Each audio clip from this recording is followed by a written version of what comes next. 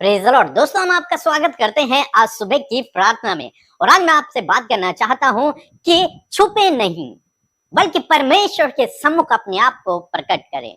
हम में से बहुत से भाई बहन हैं जो जब गुनाह में पड़ जाते हैं या फिर गुनाह कर देते हैं तो वो परमेश्वर से छिप जाते हैं डर के कारण। वे सोचते हैं कि परमेश्वर अब उन्हें दंड देगा, इसलिए वो परमेश्वर से छुप जाते हैं। वे न बाइबल पढ़ते हैं, न प्रार्थना करते हैं, न संगति में जाते हैं, लोगों से दूर भागते हैं, क्योंकि उन्हें अपने आप पर गिल्ट भावना होती है। उन्हें लगता है कि मैंने तो गुनाह कर दिया, अब मैं इस योग्य नहीं हूं कि मैं परमेश्वर के सम्मुख जा सकूं, परमेश्वर से प्रार्थना कर सकूं, उसके उपस्थिति में बैठ सकूं। आप सही सोच रहे हैं, लेकिन फिर भी मैं आपको उत्साहित करूंगा कि आपको छिपना नहीं है। आपको छिपना नहीं है। क्यों नहीं छिपना है? क्योंकि परमेश्वर चाहते हैं आप छिपे नहीं, बल्कि आप उसके सम्मुख आए, अपने आप को उस पर प्रकट करें। हम लोग देखते हैं उत्पत्ति किताब उसके 3 अध्याय में, जब आदम और हवा ने पाप किया तो बाइबल कहती है कि वे दोनों छिप गए। पेड़ों के पीछे उन्होंने अपने आप को छुपा दिया। जब उन्होंने देखा कि परमेश्वर अदन की वाटिका में आ रहे हैं, जब उन्होंने परमेश्वर के पैरों की आहट सुनी तो वे दोनों छिप गए। बाइबल कहती है उत्पत्ति किताब 3 अध्याय और 10 पद, जहां पर कुछ इस प्रकार से लिखा है। उसने कहा, मैं तेरा शब्द बारी में सुनकर डर गया, क्योंकि मैं नंगा था इसलिए छिप गया। आमीन। यहाँ पर जब परमेश्वर आए और परमेश्वर ने पूछा, आदम तू कहाँ है? तब आदम कहता है कि प्रभु, मैंने तेरी आवाज को सुना, तेरे आने की आहट को सुना, और क्योंकि मैं नंगा था इसलिए मैं छिप गया। मैं डर गया था तेरी आवाज को सुनकर, मैं डर गया था तेरे कदमों की आहट को सुनकर, इसलिए मैंने अपने आप को छिपा लिया। इसलिए हम दोनों छिप गए हैं। आदम के अंदर यह डर पैदा हो गया कि परमेश्वर आ रहा है और परमेश्वर मुझे दंड देगा। वो डर गया परमेश्वर को देखकर, अपने आप को उसने छिपा दिया। उसने अपने आप को परमेश्वर पर प्रकट नहीं किया, वो परमेश्वर के सम्मुख नहीं गया, उसने परमेश्वर से माफी नहीं मांगी, उसने परमेश्वर को नहीं बताया कि उसने गलत कर दिया है। यहाँ पर ध्यान करने योग्य बात यह है कि परमेश्वर सब कुछ जानते हैं। उन्हें पता है आदम और हवा ने गुनाह कर दिया है, लेकिन उसके बावजूद परमेश्वर एक अनजान व्यक्ति की तरह उनके पास आते हैं, जैसे कि परमेश्वर को कुछ पता ही नहीं होगा। लेकिन परमेश्वर को पता है किसने गुनाह कर दिया है।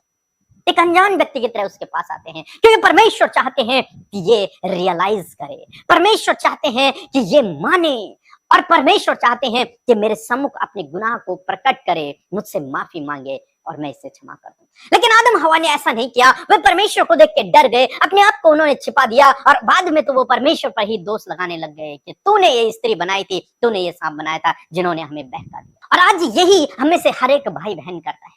जब वो परीक्षा में गिरते हैं, जब वो गुनाह में गिर जाते हैं, जब वो कोई गलत काम कर देते हैं, उसके बाद वो अपने आप को छिपा देते हैं परमेश्वर से, ये सोचकर कि परमेश्वर मुझे दंड देगा, परमेश्वर अब मेरा न्याय करेगा, मैंने गुनाह किया है। वो अपने आप को गिल्ट भावना से देखते हैं, अब परमेश्वर के सम्मुख नहीं जाते, न संगति में जाते हैं, न बाइबल पढ़ते हैं, न प्रार्थना करते हैं, उससे दूरी बना लेते हैं, परमेश्वर से दूरी बनाते हैं। लेकिन आज मैं आपको उत्साहित करना चाहूंगा, आज सुबह में मैं आपको उत्साहित करना चाहूंगा कि आपको डरने की आवश्यकता नहीं है। यदि आप गुनाह में गिर गए हैं तो आपको डरने की आवश्यकता नहीं है। आपको आवश्यकता है तो अपने आप को प्रभु पर प्रकट करने की, प्रभु के सम्मुख अपने गुनाहों को रखने की कि प्रभु मैंने गलती कर दी, प्रभु मुझसे गुनाह हो गया, मेरे गुनाह को माफ कर, मुझे क्षमा कर दे।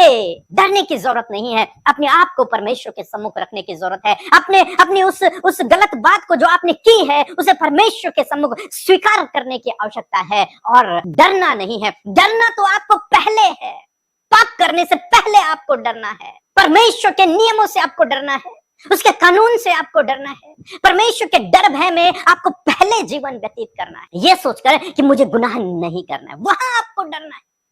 गलत काम करने से पहले आपको डरना है। अब गलत काम हो गया, आप डरने की आवश्यकता है। आप तो परमेश्वर के सम्मुख जाना है, अपने आंसुओं को बहाना है, वहां पश्चाताप करना है, उससे माफी मांगनी है। वो दयालु है, वो प्रेम करने वाला है, वो आपको माफ करेगा, आप पर दया करेगा, आप पर अनुग्रह करेगा, आपके गुनाहों को माफ कर देगा। डरना तो पहले है, गुनाह करने से पहले डरने की आवश्यकता है। गुनाह करने के बाद क्यों डरना? अब तो आपने गलती कर ली, अब तो आपको स्वीकार करना है, अब तो आपको पश्चाताप करना है, अब तो आपको उसके सम्मुख गिड़गिड़ाना है, अब तो आपको उसके पैरों में गिर जाना है कि प्रभु मुझ पर दया कर। डरना पहले है।